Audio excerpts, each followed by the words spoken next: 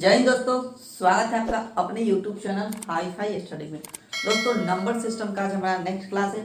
देखिए इस क्लास में हम एक बेहतरीन टॉपिक को पढ़ना सीखेंगे, उसके क्वेश्चंस को बनाना सीखेंगे। टॉपिक का नाम है शून्यकों की संख्या। तो शून्यकों की संख्या से रिलेटेड किस तरह के प्रश्न पूछे जाते हैं समझिए। पहले समझते हैं कि शून्यकों की संख्या क्या होता है। जैसे कि आपसे हम पूछ ले कि एक 25 है, आप 25 में हम 2 से गुना कर देंगे, 25 में हम 2 से गुना कर देंगे तो शून्य कितना आएगा अंतिम में से बताइए।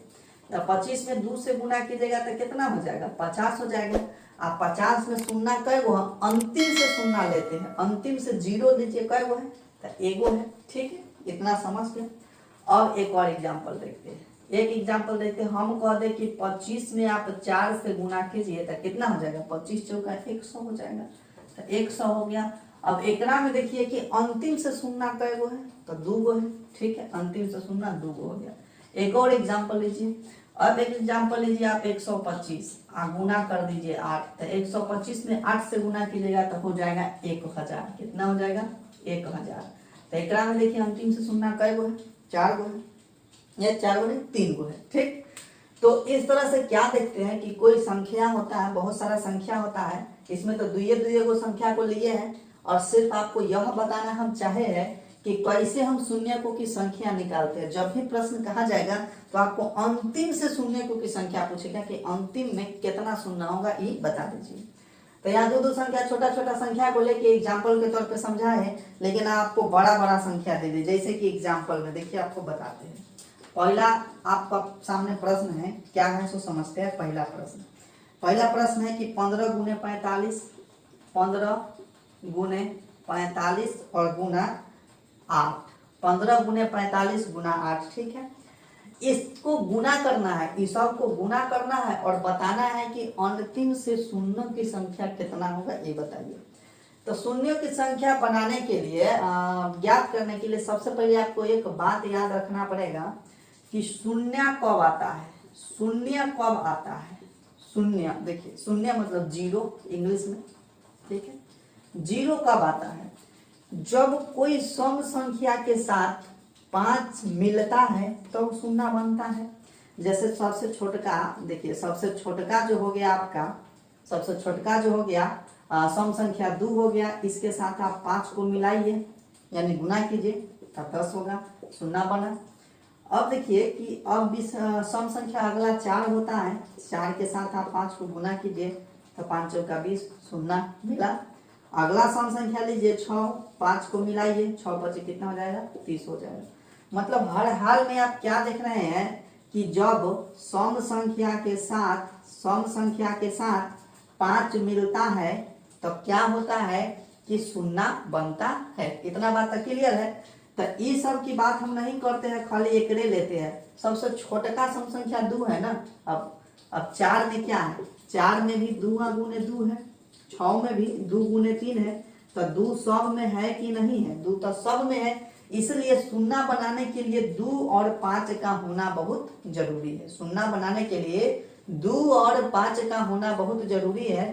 तो जब भी आपको शून्यकों की संख्या पूछ दे, सिर्फ और सिर्फ आपको 2 और 5 पर फोकस करना है। किस पर फोकस करना है, 2 और 5 पर फोकस करना है। खाली 2 और 5 के संख्या निकालिए कि 2 कितना है, 5 कितना है, बाकी काम आगे करते हैं। तो देखिए 15 है, 15 को कैसे लिखिएगा, तो 3 गुने 5 लिखिएगा। तो लिख दीजिएगा 15 को 3 गुने 5। 45 को कैसे लिखिएगा, तो 45 को लिखिएगा 3 गुने 5 गुने 5 कैसे, 3 गुने 5 गुने 3 लिख दीजिएगा, इधर आ गया 3 लिखिएगा। कैसे लिखिएगा देखिए, 15 को लिख दे 5 तिहाई 15 और 45 को 3 बचे 15 और 15 तिया 45 हो जाएगा। और 8 को कैसे लिखेगा, 8 को 2 गुने 2 गुने 2, 2 दूना 4 दूना 8 हो जाएगा। तो जब शून्य की संख्या निकालना है तो हमको किस पर फोकस करना है, 2 पर और 5 पर फोकस करना है। सीधा बात है। ए में से हमको बता दीजिए ये पूरा में 2 कै गो है और 5 कै गो है।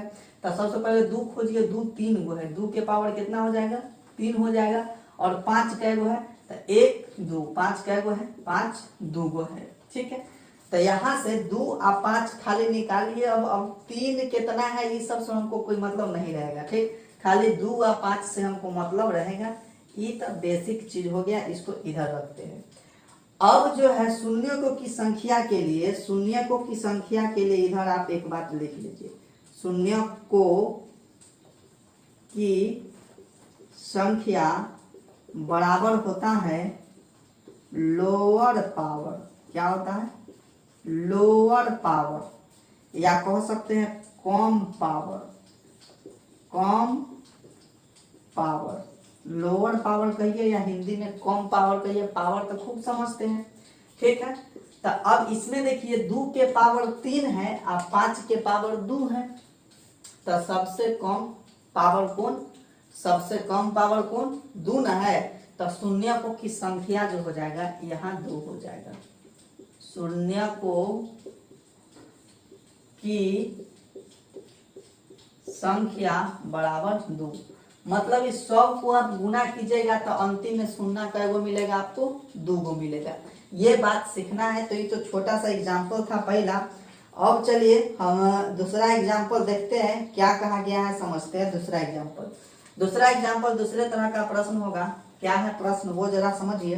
कहता है कि 2 के पावर जो है 222 है और 5 के पावर 555 है। 2 के पावर दिया गया है 222 और गुना में है 5 के पावर 555। इसमें पूछा है कि शून्यकों की संख्या कितनी होगी। तो इतना खुदे 2 आई खुदे 5 है। तो शून्यकों की संख्या जो होता है नंबर ऑफ जीरोज, इंग्लिश में नंबर ऑफ जीरोज बराबर क्या होता है? Minimum power. Minimum power English में कहे तो मिनिमम पावर जिसका होगा वही शून्यकों की संख्या हो जाएगा। तो मिनिमम पावर किसका है? 2 के पावर 222 का कि 5 के पावर 555 का? तो 2 के पावर 222 का। तो मिनिमम पावर हो जाएगा 2 के पावर 222, यानी इस 2 के पावर 222 और 5 के पावर 555 को गुना कीजिएगा तो अंतिम में 222 हो जाएगा। ये प्रश्न हो गया। और देखिए किस तरह का प्रश्न पूछा जाएगा आपसे। चलिए तीसरा प्रश्न देखिए क्या कहा गया है। तीसरा प्रश्न जैसे कहा गया कि 1 गुना 2 गुना 3 और डैश डैश डैश और गुना 100, ठीक है। 1 से लेकर के ये लगातार 100 तक को गुना कीजिएगा तो कितना शून्य होगा, ये बात पूछ लिया गया है। तो जब इस तरह का प्रश्न हो ना, तो ये देखिए कैसा संख्या का गुणनफल है। ये प्राकृत संख्या का गुणनफल है कि नहीं है? ये प्राकृत संख्या का गुणनफल है। तो जब प्राकृत संख्या के गुणनफल आपको दिख जाए तो क्या करना है कि इस सब के गुणनफल में जो है ना 5 के संख्या कम मिलेगा, ठीक है। 2 के संख्या देखिए आगे जाएंगे, 4 में आपको 2 गो 2 मिलेगा, 6 में 1 गो मिलेगा, 8 में 3 गो 2 मिलेगा, उसके बाद 10 में 1 गो 2 मिलेगा। तो 2 के संख्या इसमें काफी ज्यादा हो जाएगा। 5 के संख्या कम होगा क्योंकि 5 में मिलेगा, फिर 10 में मिलेगा, फिर 15 में मिलेगा, फिर 20 में मिलेगा, लेकिन 2 जो है हर एक टर्म के बाद मिलेगा। तो इसमें जो है आपका 2 के संख्या ज्यादा हो जाएगा। और जब संख्या ज्यादा हो जाएगा तो हम तो जिसका संख्या ज्यादा होता है उससे हमको शून्य की संख्या से मतलब नहीं रहता है, हमको लोअर वाला से मतलब रहता है। शून्य की संख्या में हमको लोअर वाला से मतलब रहता है, कम वाला से मतलब। तो इसके गुणनफल में आपको 5 कम मिलेगा। तो आपको जो है लास्ट वाला जो संख्या जहां तक गुना करके जाना होता है उसमें हम 5 से भाग लगाना शुरू कर देते हैं, ठीक। 5 से ये फैक्टर लगाना शुरू कर देते हैं। तो 5 से लगाएंगे तो क्या करेंगे हम?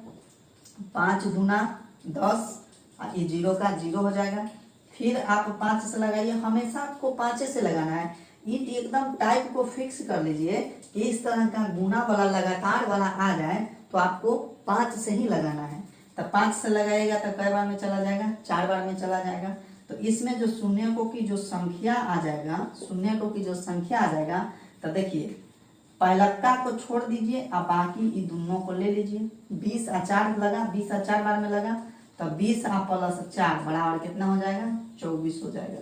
मतलब 1 से लेकर के लगातार 100 तक के संख्या को आप गुना कीजिएगा, या फिर ये देखने से ही लग रहा है कि प्राकृत संख्या का गुणनफल है, तो इसमें क्या करना है कि आपको 5 से लगाना है और जय बार लगा दोनों को जोड़ देना है, शून्य की संख्या आ जाएगा।